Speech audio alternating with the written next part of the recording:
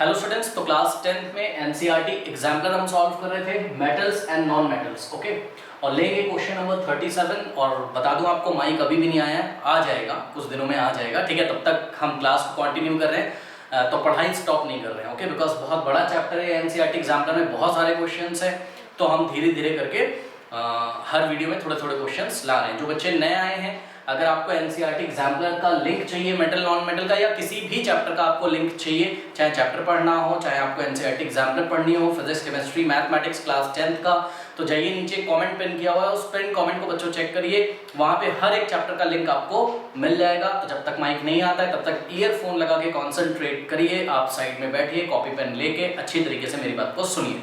तो आइए स्टार्ट करते हैं क्वेश्चन नंबर 37। देखिए बच्चों, क्वेश्चन नंबर 37 है ना, थोड़ा सा बच्चों को शायद कंफ्यूज कर दे, बट कंफ्यूज होने वाली बात है नहीं, मैं आपको क्लियर करता हूं, समझिए जरा।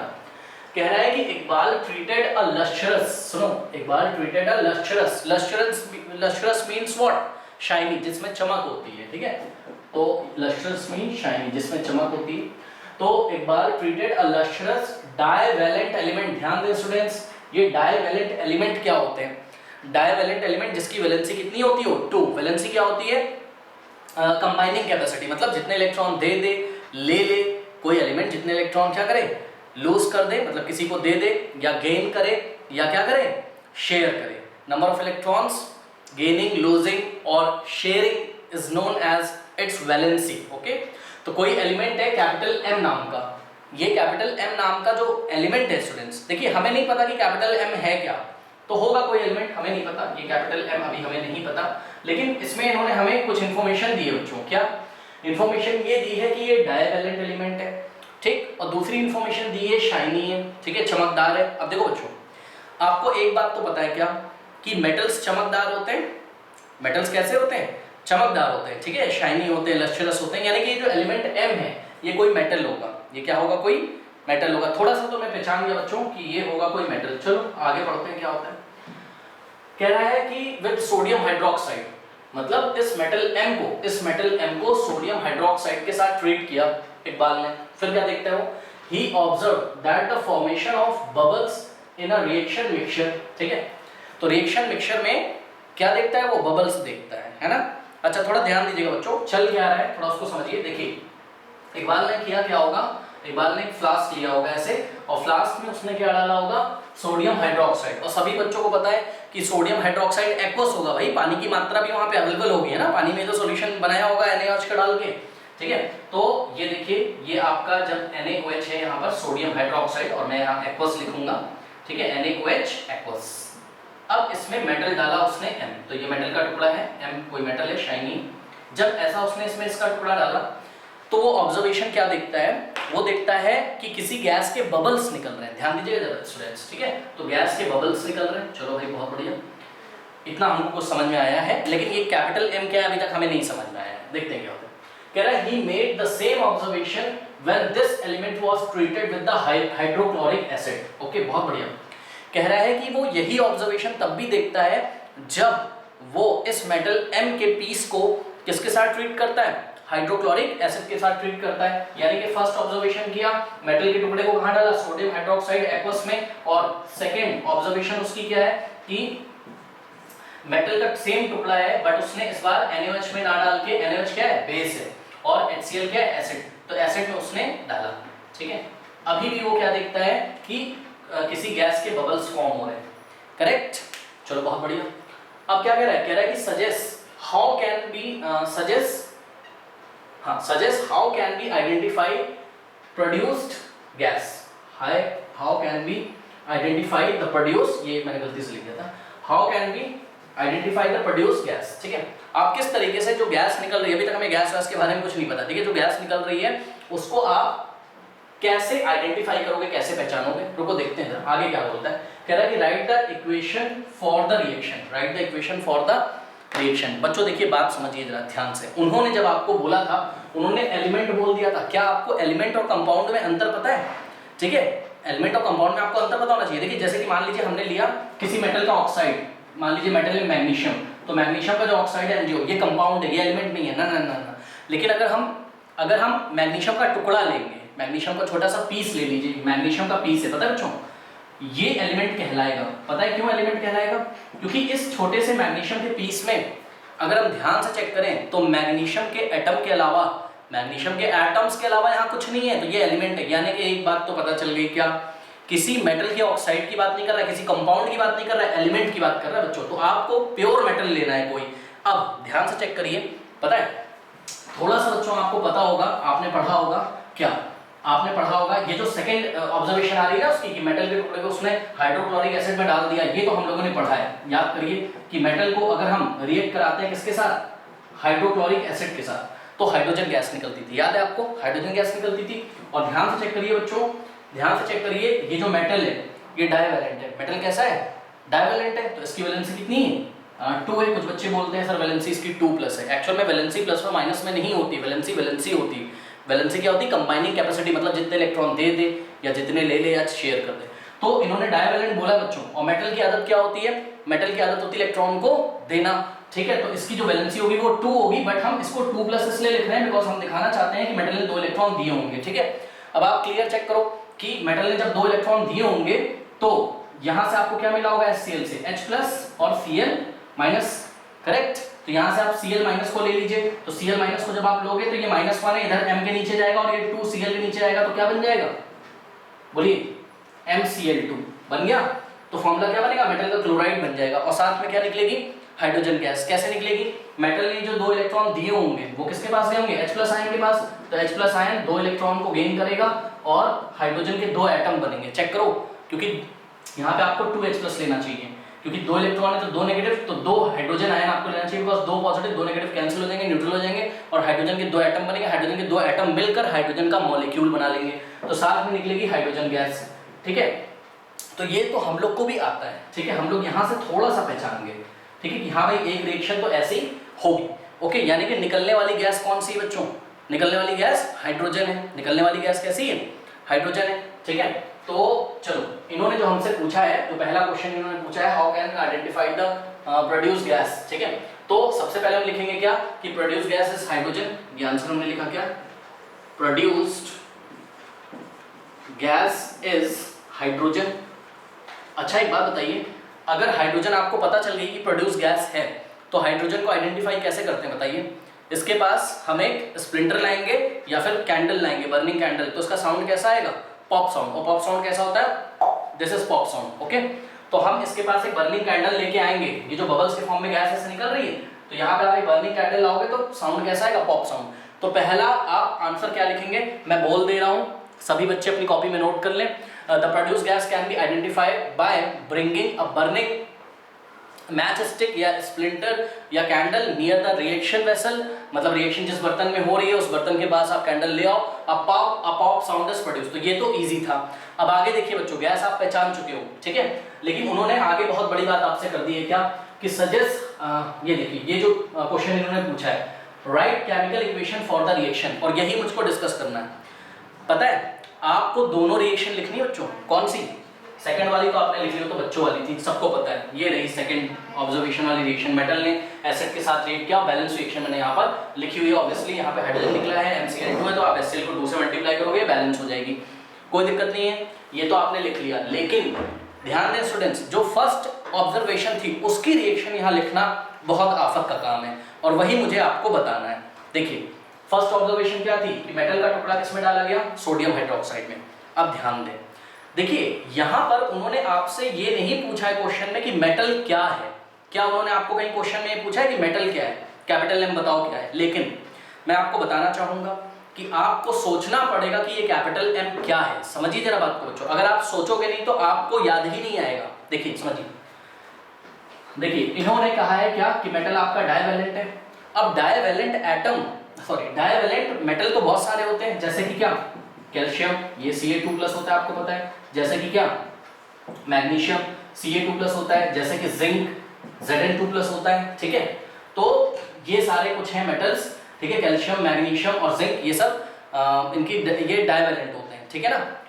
एक्चुअल में मुझे 2+ लगाना नहीं चाहिए बच्चों, क्योंकि मेटल की बात कर रहा हूँ मैं, मेटल के आयन की बात नहीं कर रहा हूँ। लेकिन आपको पता है कि चाहे कैल्शियम हो, चाहे मैग्नीशियम हो और चाहे जिंक हो, ये डाइवैलेंट होते हैं, ठीक है, बात समझिए।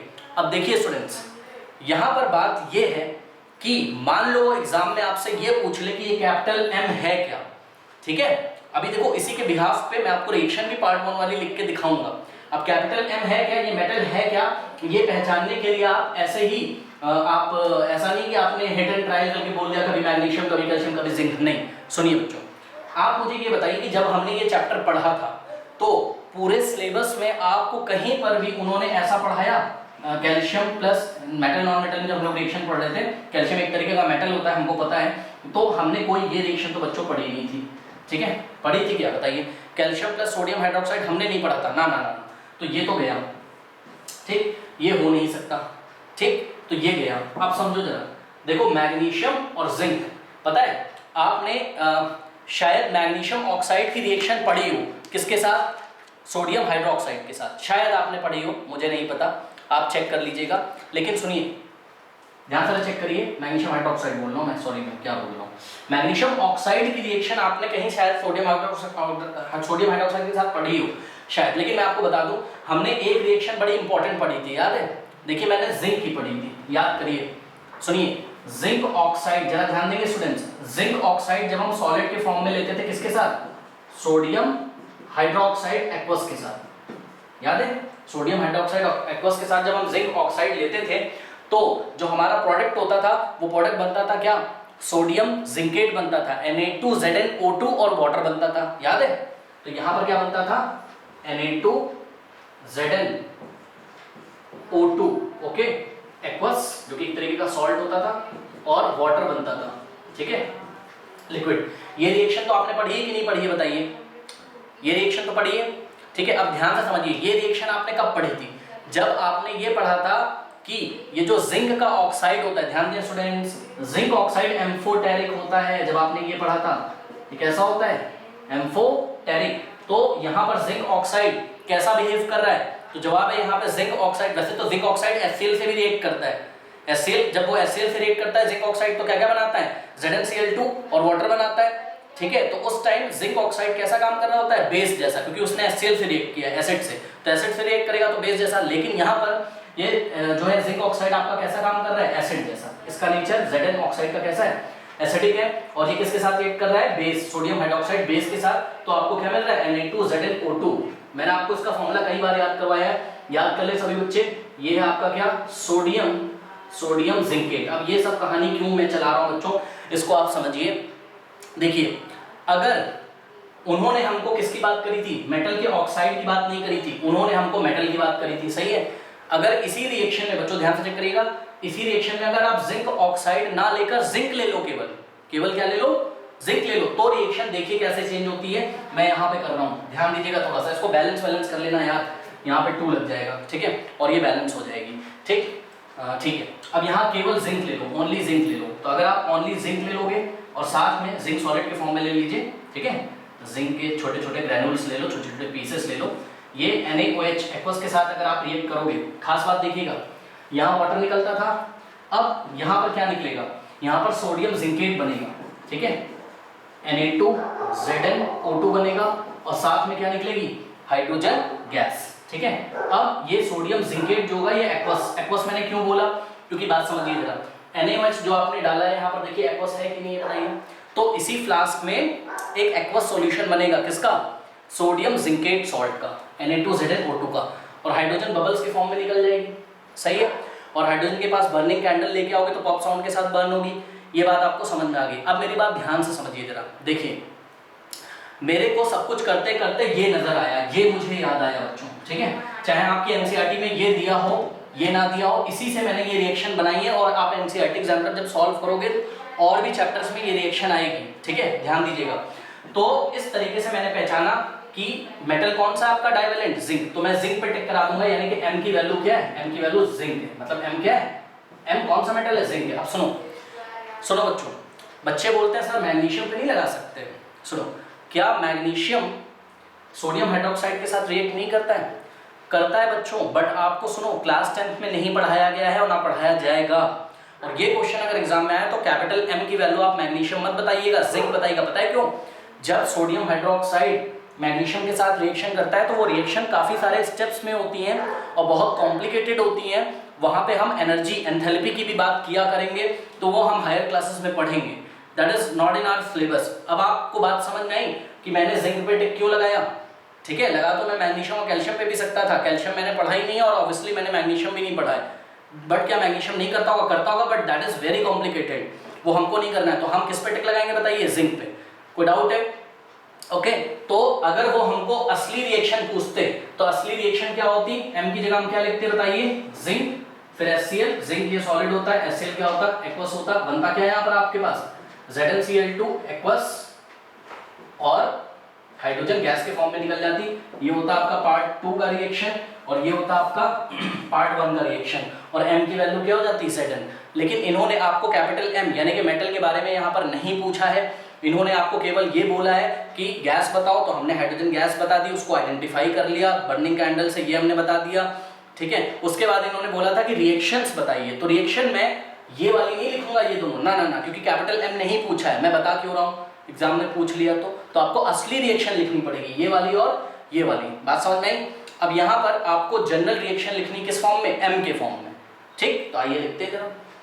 तो फर्स्ट रिएक्शन ऐसी हो जाएगी कि नहीं, ध्यान से चेक करिए जरा, ये बैलेंस कर लीजिएगा, यहाँ 2 लग जाएगा। ठीक है, चेक करो, बैलेंस है ना, 2 हाइड्रोजन 2 सोडियम जिंक 1 ऑक्सीजन, बिल्कुल सही। अब चेक करो, जैसे यहाँ जिंक लगाया था सोडियम हाइड्रोक्साइड के साथ, Na2ZnO2 सोडियम जिंकेट बना और हाइड्रोजन गैस बनी। ठीक उसी तरीके से जिंक ना लेके हमने कैपिटल M ले लिया, बताइए कोई डाउट है? और NaOH के साथ हमने रिएक्ट करा दिया, क्या बन गया? Na2MO2, MO2, ये चेक करो, ये क्या है? Sodium zincate.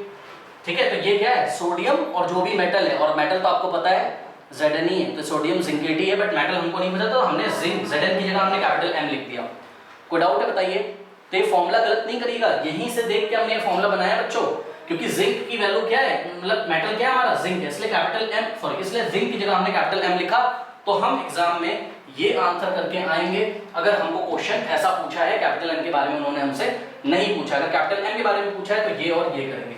तो पहली रिएक्शन आपको समझ में आई, और साथ में हाइड्रोजन बबल्स ये गैस के फॉर्म में जो भी निकलेंगे, है ना, तो ये हमने बैलेंस कर लिया, यहाँ पे 2 लगा दिया। और सेकंड रिएक्शन तो आपको पता है, ये तो बहुत इजी है कि मेटल को हम HCl के साथ रिएक्ट करेंगे तो क्या बनेगा? MCl2, जैसे कि क्या बनता था? ZnCl2। ओके, और बैलेंस कर लीजिएगा, यहाँ 2 से मल्टीप्लाई होगा HCl, तो यहाँ 2 से मल्टीप्लाई होगा। ठीक है, तो ये सेकंड रिएक्शन। कोई डाउट है बताइए? हाँ, समझ में आया? कैल्शियम मैग्नीशियम एग्जाम में जवाब नहीं देना है, ओके, कर लीजिए।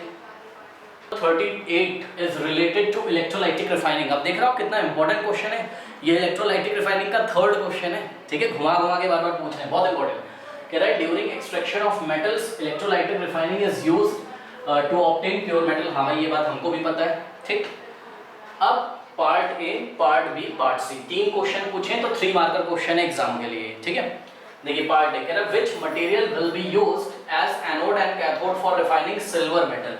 देखो जरा, सिल्वर मेटल को आपको रिफाइन करना है। ठीक है, तो कॉपर का आपको याद है प्रोसेस सारा? हाँ, फटाफट करते हैं। कॉपर का देखिए, कॉपर का रिफाइनिंग से सब कुछ याद आ जाएगा आपको। कॉपर की रिफाइनिंग में आप ये देखिए पॉजिटिव है और ये नेगेटिव है, याद है? ठीक है, तो यहाँ पर एनोड पे आप क्या लगाते थे? ये एनोड होता था, याद है? तो एनोड पे आप क्या लगाते थे? Impure copper rod. अब कितनी बार करा दिया, अब तो याद कर लो, इम्प्योर कॉपर रॉड, याद है आपको? ठीक है, और यहाँ पर ये नेगेटिव टर्मिनल जो होता था, ये नेगेटिव चार्ज कैथोड होता था, कैथोड। और ये जो कैथोड होता था ये किसका बना होता था? Pure copper rod, pure copper rod, correct. और आपको इम्प्योरिटी कहाँ मिलती थी? एनोड के नीचे इम्प्योरिटी। और आपको सिल्वर कहाँ मिलता था? कैथोड पे। सिल्वर कह रहा हूँ, सॉरी, कॉपर कहाँ डिपॉजिट होता था? कैथोड पे। ये सब प्रोसेस याद है? तो क्या आप सिल्वर के लिए नहीं सोच सकते हो? एक चीज और बच्चों ध्यान रखिएगा, क्या कि यहाँ पर आपने क्या यूज किया था? इलेक्ट्रोलाइट कौन सा यूज किया था? कॉपर सल्फेट, याद है? Acidified copper sulphate, aqueous. Electrolyte क्या होते हैं? इलेक्ट्रोलाइट वो कंपाउंड होंगे जिन कंपाउंड्स का अगर हम एक्वस सॉल्यूशन बनाएं तो हमको फ्री आयंस मिलते हैं और वो इलेक्ट्रिसिटी कंडक्ट करने लगते हैं। जैसे कि कॉपर सल्फेट में आपको कौन कौन से आयन मिलेंगे? Cu2+ और सल्फेट आयन। ठीक, तो सुनिए, पता है बिना क्वेश्चन को पढ़े हुए बच्चों, बिना क्वेश्चन को पढ़े हुए अगर मैं आपसे ये पूछूं कि भाई मुझे सिल्वर का इम्प्योर रॉड मिला हुआ है, अब सिल्वर का प्यूरिफिकेशन मुझे करना है इलेक्ट्रोलाइटिक रिफाइनिंग से, तो बताओ मैं कैसे करूं? इसी फिगर को देखते हुए जो हम पढ़ के आए, ध्यान से चेक करिएगा बच्चों, और रिएक्शन भी लिख के दिखाओ, ठीक है? तो कैसे लिखूंगा मैं रिएक्शन? देखो, ये हमने बनाया एक इलेक्ट्रोलाइटिक, हम सेल बनाएंगे। देखिए यहाँ पे एक बैटरी लगा लीजिए, battery is the combination of cells, okay, plus minus, और सप्लाई कैसी होनी चाहिए? डीसी, ये हमने क्लास में डिस्कस किया है, एसी नहीं देना है, डीसी देना है। अब यहाँ पे हम, ये क्या है बताइए? ये क्या है? एनोड है। ये क्या है? हाँ, एनोड है। और यहाँ क्या रखेंगे बताइए? Impure silver rod. क्या रखेंगे?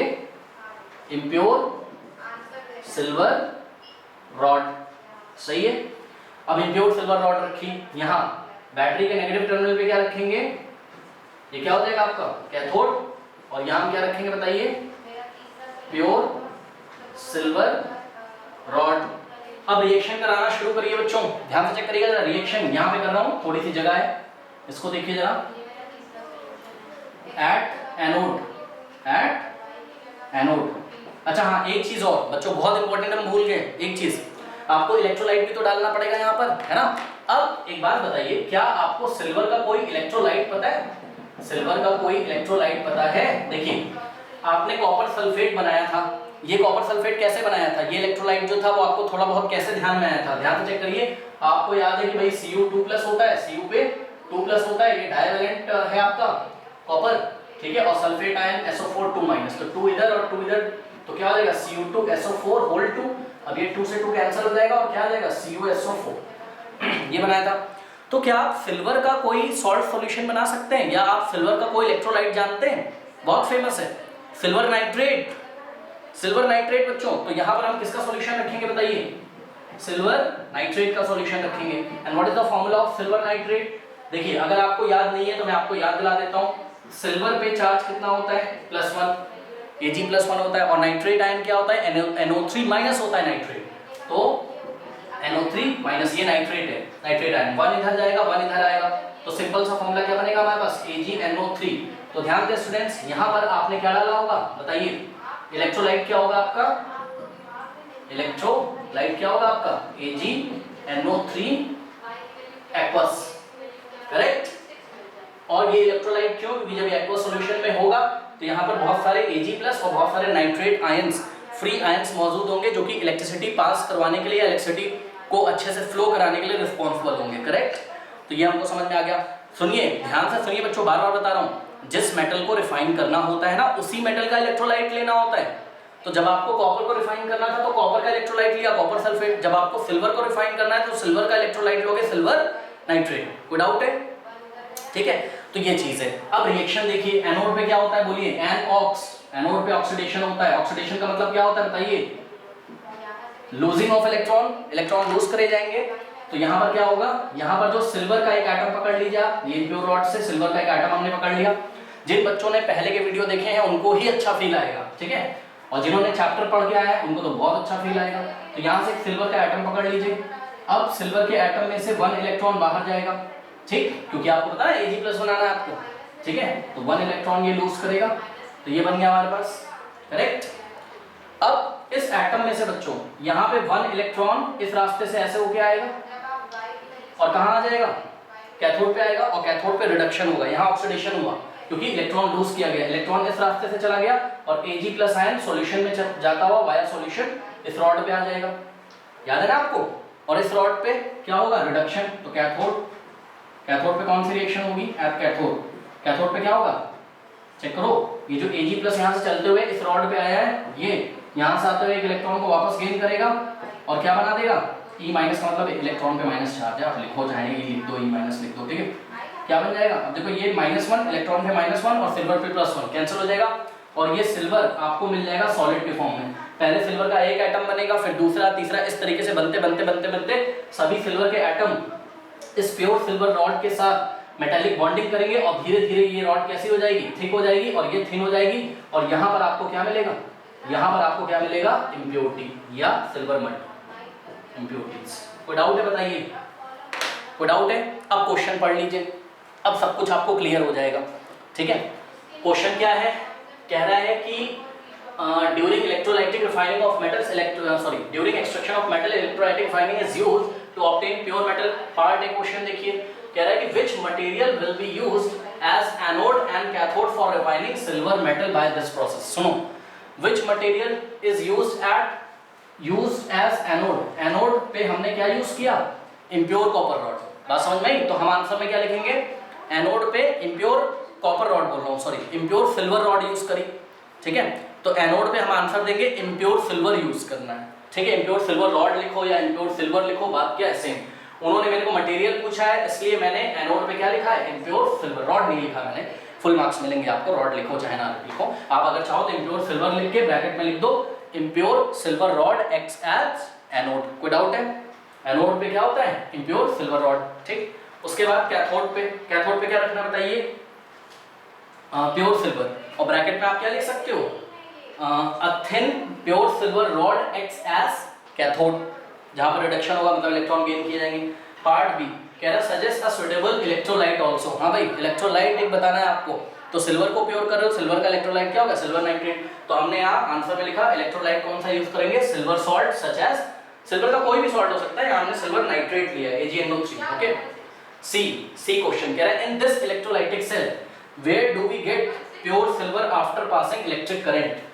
इलेक्ट्रिक करंट पास करने के बाद, मतलब यहाँ से आपने की लगाई होगी, ऑन किया, जब ये रिएक्शन हुई थोड़े से टाइम के बाद आपको प्योर सिल्वर कहाँ मिलता है? कितनी बार बता चुका हूँ, प्योर सिल्वर आपको वहां मिलेगा जहां Ag+ आयन, मतलब मेटल के आयन इलेक्ट्रॉन गेन करके मेटल का एटम बार बार बनाते रहेंगे, वो मेटल के एटम जाके रॉड पे चिपक जाएंगे। ये कहाँ होता है? प्योर रॉड कहाँ होती है? कैथोड पे।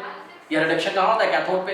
तो प्योर मेटल आपको हमेशा कहाँ मिलता है? कैथोड पे, मैंने आपको बताया है। इसलिए हमने क्या बोला आंसर सी में कि we get pure silver at cathode. बताइए कोई डाउट है? इसी में क्वेश्चन पूछ सकता था कि इम्प्योरिटी कहाँ मिलती है, तो just below the anode rod या just below the impure silver rod. कोई डाउट है बताइए, कर लीजिए। Number 39 is very easy question. अब एग्जाम में आपको लिखना क्या है मैं आपको बता रहा हूँ। क्वेश्चन कह रहा है कि why should the metal sulphides and carbonates be converted to metal oxides. सुन लो क्या कह रहे हैं, कह रहे हैं किसी मेटल का सल्फाइड मिला आपको या किसी मेटल का आपको कार्बोनेट मिला, तो मेटल सल्फाइड को भी हम मेटल ऑक्साइड में चेंज कर लेते हैं और मेटल के कार्बोनेट को भी हम मेटल ऑक्साइड में चेंज कर लेते हैं, ठीक है। In the process of extraction of metal, जो मेटलर्जी आपने पढ़ी है, तो उस प्रोसेस में अगर आप किसी मेटल को उसके ओर से एक्सट्रैक्ट कर रहे हो तो हम मेटल के सल्फाइड को मेटल ऑक्साइड में क्यों चेंज कर लेते हैं और मेटल के कार्बोनेट्स को मेटल ऑक्साइड में क्यों चेंज कर लेते हैं, ये हमसे क्वेश्चन पूछा जा रहा है। तो देखिए मैं आपको फटाफट रिवाइज कराता हूँ बच्चों। आपको याद है हमने क्लास करते टाइम कैल्सिनेशन पढ़ा था और रोस्टिंग पढ़ी थी। कैल्सिनेशन क्या होता था याद करिए। कैल्सिनेशन वाले प्रोसेस में, कैल्सिनेशन में हमने क्या पढ़ा था कि किसी मेटल का कार्बोनेट ओर अगर हमको मिले, जैसा कि जिंक का जो कार्बोनेट ओर है उसको हम कैलामाइन ओर बोलते हैं, जिसका फॉर्मूला होता है जिंक कार्बोनेट, ठीक है। तो हम कैल्सिनेशन में क्या करते थे, एब्सेंस ऑफ एयर में, याद करिए ऑक्सीजन प्रेजेंट नहीं होना चाहिए, एयर प्रेजेंट, भाई एयर में ऑक्सीजन होता है ना, एयर दे दोगे तो ऑक्सीजन ले लेगा। तो in the absence of oxygen जब हम स्ट्रांगली हीट करते थे किसको, कैलामाइन ओर को, मतलब जिंक के कार्बोनेट ओर को हमेशा कैल्सिनेशन प्रोसेस के थ्रू ऑक्साइड बनाया जाता है उनका, मतलब calcination means what, air present नहीं होनी चाहिए और स्ट्रांगली हीट आपको करना है। याद करिए जिंक ऑक्साइड मिलता था और कार्बन डाइऑक्साइड मिलता था, याद है, ठीक है भाई। कार्बोनेट है तो कार्बन डाइऑक्साइड गैस निकलेगा, याद आया कुछ। अब देखिए जब ये जिंक ऑक्साइड बच्चों हमको मिल जाता था तो हम इसका रिडक्शन करते थे, याद है, हम इसका रिडक्शन करते थे। कैसे रिडक्शन करते थे आपको याद होना चाहिए। जिंक ऑक्साइड सॉलिड के फॉर्म में मिला और बहुत ही चीप, देखिए मैंने आपको क्लास में पढ़ाया है कि बहुत ही चीप और बहुत ही प्रचुर मात्रा में, ज्यादा मात्रा में, बहुत ही चीप, अच्छी क्वांटिटी में बाजार में आराम से अवेलेबल जो रिड्यूसिंग एजेंट है और बहुत ही स्ट्रॉन्ग रिड्यूसिंग एजेंट है वो कौन होता है, कार्बन। याद आया आपको। तो बहुत ही सस्ता रिड्यूसिंग एजेंट है हमारे पास कार्बन। तो कार्बन सॉलिड के साथ हम इसको ट्रीट करते थे। और ये जो जिंक ऑक्साइड है बच्चों ध्यान से चेक करो, अभी भी जिंक आपको नहीं मिला, जिंक का ऑक्साइड है। तो ये जो कार्बन होता था जिंक ऑक्साइड को रिड्यूस करा देता था। रिड्यूस कराने का मतलब क्या है, ये जो कार्बन लिया है आपने ये क्या है, रिड्यूसिंग, स्ट्रॉन्ग रिड्यूसिंग एजेंट है, strong reducing agent. Reducing agent का काम क्या होता है, सामने वाले को रिड्यूस कराना। रिड्यूस कराने का मतलब है सामने वाले की ऑक्सीजन को निकाल लेना। तो ये कार्बन इसकी ऑक्सीजन निकाल लेगा तो जिंक फ्री हो जाएगा सॉलिड के फॉर्म में और आपका कार्बन मोनोऑक्साइड गैस के फॉर्म में निकल जाएगा। देखिए जिंक फ्री हो गया। तो बताइए मेटल आपने एक्सट्रैक्ट कर लिया कि नहीं कर लिया, बात समझ आई कि नहीं। इसी तरीके से मान लीजिए आपके पास जिंक का सल्फाइड हो या किसी मेटल का सल्फाइड और अगर आपके पास प्रेजेंट है जैसे कि जिंक का सल्फाइड ओर हमने आपको क्लास में पढ़ाया है, जिंक ब्लेंड ओर होता है वो ZnS।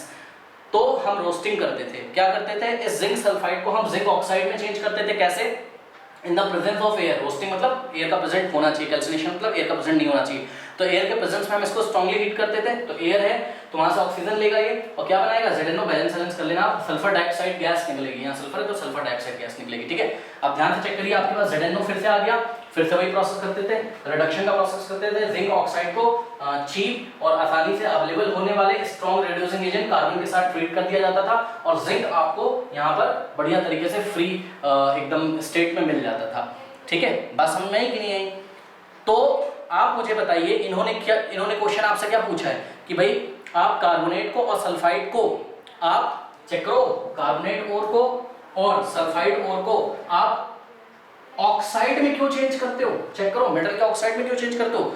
तो जवाब ये है कि ऐसा करने से मेटल का जो एक्सट्रैक्शन है वो बहुत ही इजीली हो जाता है। अब मेरी बात समझिए बच्चों, देखिए एग्जाम में लिखना तो ये बड़ा थोड़ा सा है, आपको क्या सिर्फ इतना लिखना है कि it is easier to obtain metal from its oxide, मतलब मेटल के ऑक्साइड से एक्सट्रैक्ट करना इजी है। कैसे इजी है? एक सिंपल सा आप रिड्यूसिंग एजेंट कार्बन लगा दीजिए। ठीक है, आगे लिखा हुआ है as compared from its sulphide and carbonates. देखो इसका ये मतलब है बच्चों, समझिए जरा, समझिए क्या हम, ध्यान से मेरी बात सुनिए, क्या हम मेटल के सल्फाइड से सीधे मेटल नहीं बना सकते किसी प्रोसेस से?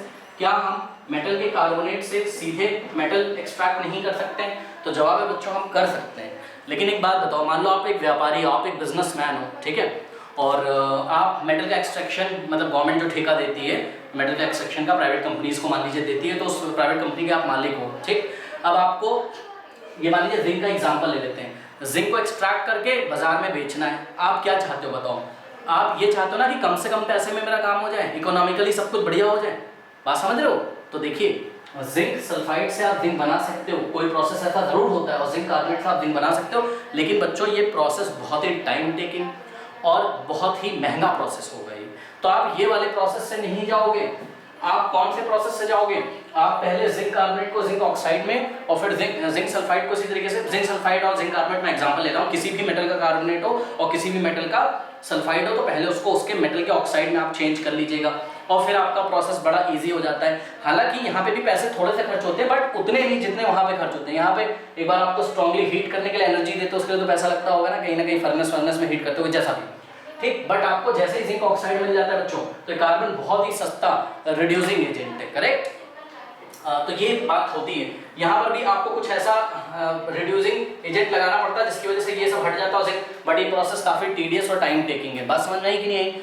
इसलिए हम एग्जाम में क्या लिखेंगे, ये सब रिएक्शन यहाँ पे एग्जाम में नहीं दिखानी है, आपको फील आए इसलिए मैंने बताया। तो आपको एग्जाम में सिर्फ इतना लिखना है कि it is easier to obtain metal from its oxide, metal के ऑक्साइड में से मेटल को निकालना इजी है एज कंपेयर टू व्हाट, उसके सल्फाइड या उसके कार्बोनेट में से मेटल को निकालना। बात समझ में? अब समझ में आया कि ये स्टेटमेंट हमने क्यों लिखा हुआ है एग्जाम में? हाँ, कारण बताने के लिए मैंने आपको रिएक्शन बताई बच्चों दोनों। ठीक है, और वैसे भी कि कैल्सिनेशन और रोस्टिंग में क्या डिफरेंस होता है, ये भी बड़ा इंपॉर्टेंट क्वेश्चन है एग्जाम के लिए, तो ये भी आप तैयारी कर लीजिए। मान लीजिए कैल्सिनेशन और रोस्टिंग में डिफरेंस आ गया, ओके, कर लीजिए। Students, question number 40, question number 40 मुझे कराने की जरूरत नहीं है बच्चों, फिर भी मैं करा रहा हूँ। आपने अगर वीडियो शुरू से देखा है, नहीं देखा है तो जाइए कमेंट सेक्शन चेक करिए, वहाँ पे पिन है इसका लिंक, पार्ट 1 से देखिए। तो क्वेश्चन नंबर 7 में हम ये कर चुके हैं, आपको याद होगा क्वेश्चन नंबर 7 में उन्होंने हमसे ऐसा एक क्वेश्चन पूछा हुआ था ना, टिक मार्क वाला जो क्वेश्चन था। देखिए क्वेश्चन क्या है कि generally when metals are treated with mineral acids, okay, कह रहा है मेटल जब मिनरल एसिड से ट्रीट करते हैं, कोई मेटल है और ये मिनरल एसिड, जैसे कि ये कोई मेटल M है और ये मिनरल एसिड हाइड्रोक्लोरिक एसिड हमने ले लिया, से रिएक्ट करता है तो हाइड्रोजन गैस कहीं ना कहीं बनती है, हमको पता है। कह रहा है कि कह रहा है कि but when a metal except Mn and Mg, मतलब मैग्नीशियम और मैंगनीज और मैग्नीशियम को छोड़ के वो बात कर रहे हैं कि ट्रीटेड विद HNO3, मतलब वो क्या बात कर रहे हैं, वो कह रहे हैं कि जब कोई मेटल ट्रीट किया जाएगा किसके साथ, ट्रीट किया जाएगा नाइट्रिक एसिड के साथ। देखो HCl के साथ ट्रीट किया जाता है तो हाइड्रोजन गैस निकलती है मेटल को, ठीक, ये हमको पता है। लेकिन जब उसी मेटल को नाइट्रिक एसिड के साथ ट्रीट किया जाएगा तो आपको हाइड्रोजन गैस इवॉल्व नहीं होती, hydrogen gas do not evolve, hydrogen gas do not evolve. अब इसका कारण आपको बताना है। याद है आपको? अच्छा, सबसे पहले तो ये बात करते हैं कि इन्होंने क्यों हमको बोला है एक्सेप्ट मैग्नीज एंड मैग्नीशियम। मतलब मैग्नीज और मैग्नीशियम को आप छोड़ दीजिए। यहाँ मैंने दो रिएक्शन लिखी, चेक करो, ये मैं पहले भी लिखवा चुका हूँ। मैग्नीज भी नाइट्रिक एसिड के साथ रिएक्ट करके हाइड्रोजन देता है और मैग्नीज भी मैग्नीशियम भी नाइट्रिक एसिड के साथ रिएक्ट करके मैग्नीशियम नाइट्रेट बनाता है और साथ में हाइड्रोजन गैस, और मैग्नीज नाइट्रिक एसिड के साथ मैग्नीज नाइट्रेट और साथ में हाइड्रोजन गैस। ये आपको इस आंसर में नहीं लिखना है तो मैं इसको काट दे रहा हूँ, बस मैंने आपको फील कराने के लिए बताया है कि मैग्नीशियम और मैग्नीज की रिएक्शन नाइट्रिक एसिड के साथ कैसी होती है, एग्जाम में डायरेक्ट पूछा जा सकता है। ठीक है, तो इन दोनों मेटल को तो आप छोड़ दो, इनको छोड़कर जो बचे हुए कोई भी मेटल अगर आप ले लोगे तो वो नाइट्रिक एसिड के साथ बच्चों हाइड्रोजन गैस नहीं देते हैं। पता है क्यों नहीं देते हैं? सुनो, जब आपने डाइल्यूट नाइट्रिक एसिड डाला, ठीक है, और आप थोड़ा सा कॉन्सेंट्रेशन भी उसका बढ़ा सकते हो, भी हम डिस्कस करेंगे, तो मेटल जब आप नाइट्रिक एसिड के साथ डालते हो, सुनो बच्चों, शुरू में हाइड्रोजन बनता है, ऐसी बात नहीं है, शुरू में हाइड्रोजन बनता होगा, लेकिन इस हाइड्रोजन को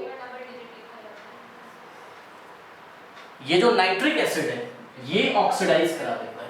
ठीक है, बात समझ में? ये जो नाइट्रिक एसिड है ये स्ट्रॉन्ग ऑक्सीडाइजिंग एजेंट है, स्ट्रॉन्ग ऑक्सीडाइजिंग एजेंट। अच्छा एक बात बताओ, ऑक्सीडाइजिंग एजेंट का काम क्या होता है?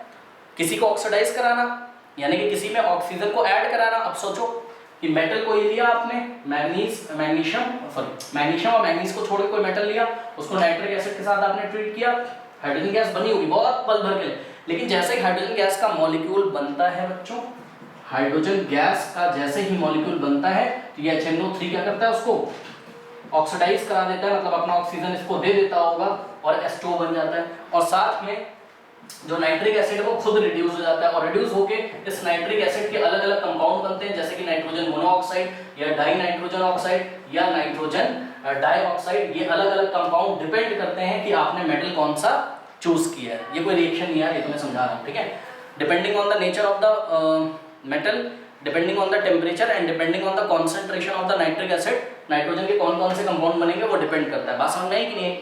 तो आपको आंसर क्या लिखना है? मोटी मोटी बात ये है, आपको आंसर ये लिखना है कि क्योंकि नाइट्रिक एसिड एक स्ट्रॉन्ग ऑक्सीडाइजिंग एजेंट होता है तो ये बनने वाली हाइड्रोजन को फटाक से ऑक्सीडाइज करा के क्या कर देता है, वाटर बनवा देता है। इसलिए जो प्रोडक्ट है उसमें आपको हाइड्रोजन नजर आता ही नहीं है, हाइड्रोजन इवॉल्व होता हुआ नहीं नजर आता है, आपको क्या नजर आता है? वहां पे वाटर नजर आता है। कोई डाउट है बताइए? क्योंकि हाइड्रोजन को यदि ऑक्सीडाइज किया जाए, चेक करो ना, हाइड्रोजन को यदि ऑक्सीडाइज मतलब कहीं से अगर ऑक्सीजन मिल जाए तो H2O ही तो बनेगा। ठीक, तो आपको एग्जाम में सिर्फ इतना आंसर लिखना है बच्चों, ये बस, और कुछ नहीं लिखना है। इस बोर्ड पे लिखी हुई चीजें सारी ये समझाने के लिए मैंने आपको बताई थी। तो क्या लिखना है? It is because HNO3 means nitric acid is a strong oxidizing agent. It oxidizes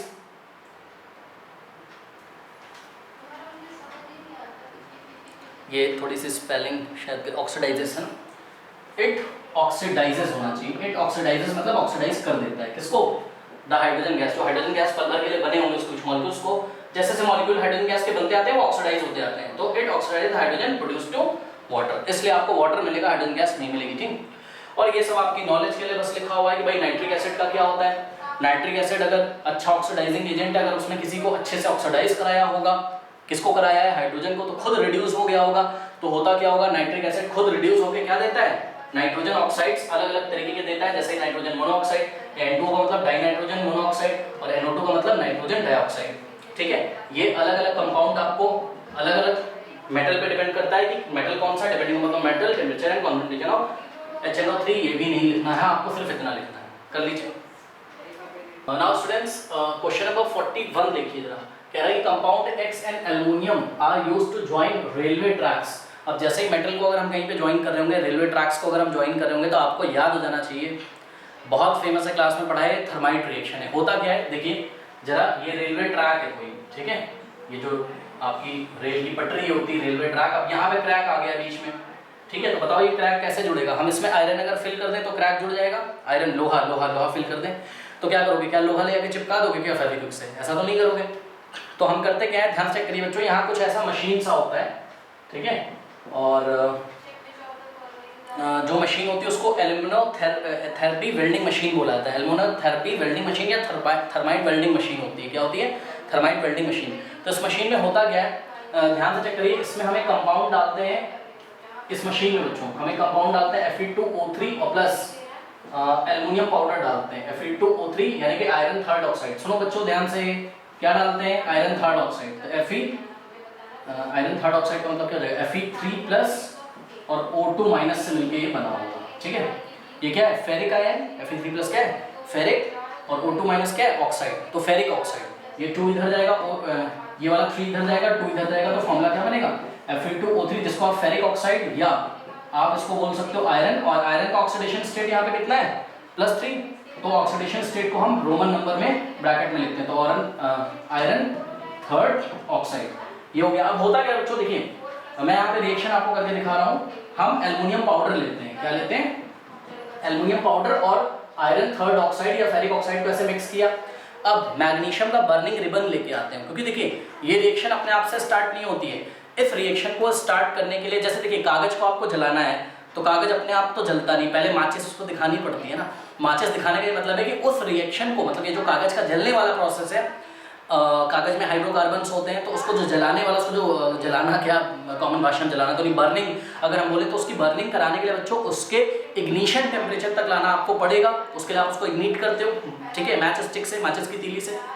ठीक उसी तरीके से यहाँ पर ये रिएक्शन अपने आप स्टार्ट नहीं होगी, लेकिन एक बार अगर आपने इसको इग्निट कर दिया, स्टार्ट कर दिया, इसको इसके एक्टिवेशन एनर्जी स्टेट तक अगर पहुंचा दिया, तो ये रिएक्शन ऑटोमेटिकली होने लगती है। क्यों होने लगती है आपको मैं बताता हूँ, ध्यान से चेक करिए। आपने क्या किया?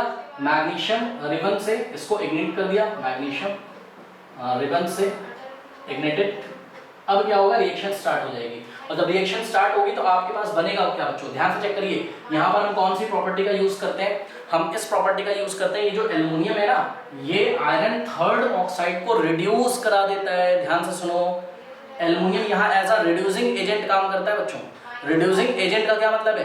कि सामने वाले को रिड्यूस करा दे। रिड्यूस कराने का मतलब सामने वाले से ऑक्सीजन निकाल ले, सामने वाले से ऑक्सीजन निकाल ले, करेक्ट। तो अगर ये एल्युमिनियम यहाँ से ऑक्सीजन निकालेगा तो फॉर्मूला क्या बनेगा? कंपाउंड क्या बनेगा बताइए?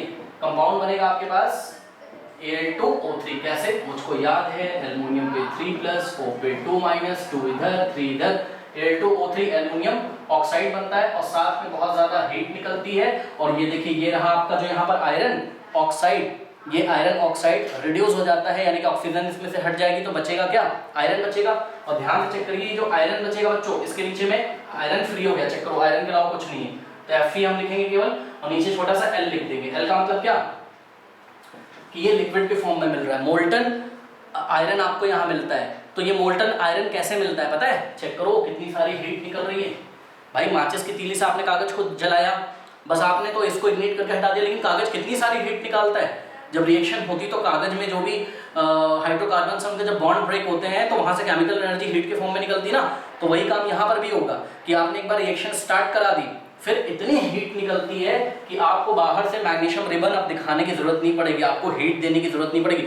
इतनी हीट निकलेगी बच्चों कि वो हीट ही बचे हुए आयरन ऑक्साइड और एल्युमिनियम पाउडर को बार बार, एल्युमिनियम पाउडर में एल्युमिनियम के एटम्स और आयरन ऑक्साइड में आयरन ऑक्साइड के मॉलिक्यूल को बार बार रिएक्शन कराने के लिए वो हीट जिम्मेदार है। अब इतनी सारी हीट है, अब रिएक्शन फटाफट होने लगेगी। बात समझ में आई कि नहीं? अब आप चेक करो, इतनी सारी हीट निकलती है, ठीक है, इतना हाई टेम्परेचर वहां का हो जाता है इस हीट की वजह से, कि ये जो आपको यहाँ पे आयरन ऑक्साइड रिड्यूस होके जो आयरन मिला है ना, ये सॉलिड फॉर्म में नहीं मिलता है। आयरन अपने मेल्टिंग पॉइंट पे पहुंच जाता है बच्चों, तो ये आपको मोल्टन स्टेट में मिलता है, लिक्विड स्टेट में मिलता है। अब ये जो आपकी वेल्डिंग मशीन है, मतलब थर्माइट वेल्डिंग मशीन है, यहाँ से क्या गिरेगा बताइए? यहाँ से क्या गिरेगा? लिक्विड के फॉर्म में आयरन गिरेगा कि नहीं गिरेगा बताइए? अब ये लिक्विड के फॉर्म में आयरन गिरेगा, तो ये क्रैक के बीच में गिरता है, ऐसे क्रैक के ऊपर मशीन को रखा जाता है। अब यहाँ आयरन ऐसा गिरा, ठीक है, और गिरेगा, उसके बाद तो आपको पता है आयरन स्टेबल होना चाहता है, तो धीरे धीरे वो एनर्जी क्या करेगा? रेडिएट करेगा और ठंडा हो जाएगा। जब आयरन ठंडा हो जाएगा बच्चों, तो वो सॉलिड हो जाएगा, और जब वो सॉलिड होगा तो इधर से मेटालिक बॉन्डिंग कर लेगा ये वाली रेल ट्रैक के साथ, और इधर से बॉन्डिंग करेगा ये वाली रेल ट्रैक के साथ, इसलिए ये पूरा ऐसे सॉलिड हो जाता है और ये पूरा क्रैक भर जाता है। कोई डाउट है बताइए? हाँ, तो इस प्रोसेस को हम लोग थर्माइट वेल्डिंग भी या थर्माइट रिएक्शन बोलते हैं। बात समझ में? अब आइए इनका क्वेश्चन फटाफट पढ़ लेते हैं। इसको अगर आपको बैलेंस करना हो बच्चों, आप फटाफट बैलेंस कर सकते हो। आयरन यहाँ पर 2 है, तो यहाँ हम 2 लगा देंगे, Al2 यहाँ, तो यहाँ हमने 2 लगा दिया, ऑक्सीजन 3 और बहुत ज्यादा हीट निकलती है। ठीक है, चलो बहुत बढ़िया। तो ये रिएक्शन ऐसी होगी। एग्जाम में आंसर कैसे लिखना है, आइए इनका क्वेश्चन देखते हैं। कह रहा है compound X and aluminium are used to join railway track, identify the compound X। हाँ भाई, एल्युमिनियम के साथ X क्या होगा? X होगा आपका Fe2O3 जिसको हम आयरन थर्ड ऑक्साइड भी बोलते हैं। तो ये पार्ट ए का आंसर है। अब पार्ट बी का आंसर क्या लिखेंगे? पार्ट बी में कह रहा है कि नेम द रिएक्शन, रिएक्शन का नाम बताइए, बहुत फेमस है थर्माइट रिएक्शन। और आप देखोगे ये रिएक्शन बहुत सारे चैप्टर में आती है बच्चों, एनसीईआरटी एग्जाम जब आप लगाओगे, वेरी इंपॉर्टेंट रिएक्शन, आप इसको एग्जाम के लिए तैयार ही कर लें, ठीक है। नेमिंग रिएक्शन है, बहुत इंपॉर्टेंट है, लिख के बैलेंस करके सब कुछ इसको तैयार कर लीजिए। Name the reaction, thermite reaction. उसके बाद पार्ट सी कह रहा है राइट डाउन एट रिएक्शन, इसकी रिएक्शन लिखिए, लिख के दिखा तो दी मैंने रिएक्शन। और खास बात है कि रिएक्शन में आप फेज भी लिखिएगा, मतलब उसका स्टेट क्या है। तो आयरन ऑक्साइड होता है सॉलिड तो एस लिख दिया, एल्युमिनियम पाउडर होता है सॉलिड तो एस लिख दिया, और आयरन जो आपको मिलेगा वो लिक्विड के फॉर्म में मिलेगा, बाद में वो ठंडा होकर सॉलिड हो जाएगा, अलग बात है। और एल्युमिनियम ऑक्साइड सॉलिड के फॉर्म में मिलता है और बहुत ज्यादा मात्रा में आपकी हीट निकलती है, और इस प्रोसेस को हम एल्यूमिनोथेरेपी भी बोलते हैं, एल्यूमिनोथेरेपी वेल्डिंग भी बोलते हैं। ओके, तो ये हो गया आपका क्वेश्चन नंबर 41 तक स्टूडेंट्स। तो क्वेश्चन नंबर 42 से एंड स्क्रीन पे आ रहा होगा, और जाते हैं कमेंट सेक्शन चेक करना ना भूलें। अगर कोई चैप्टर आपको नहीं आता बच्चों तो उसको अच्छी तरीके से पढ़ लीजिए। आप इधर उधर यूट्यूब से 1 घंटे 2 घंटे में चैप्टर मत निपटाओ, उससे कोई फायदा नहीं है, फिर एग्जाम में आएगा तो आप कर नहीं पाओगे। इसलिए 20 से 21 क्लासेस उसकी ढंग से ईयरफोन लगा के करिए, नोट्स बनाइए, तो ये सारी बातें, ठीक है। शॉर्ट में कुछ नहीं होता। तो एंड स्क्रीन पे चेक करिए, नेक्स्ट क्वेश्चन नंबर 42 से आ रहा होगा। तो मिलते हैं नेक्स्ट वीडियो।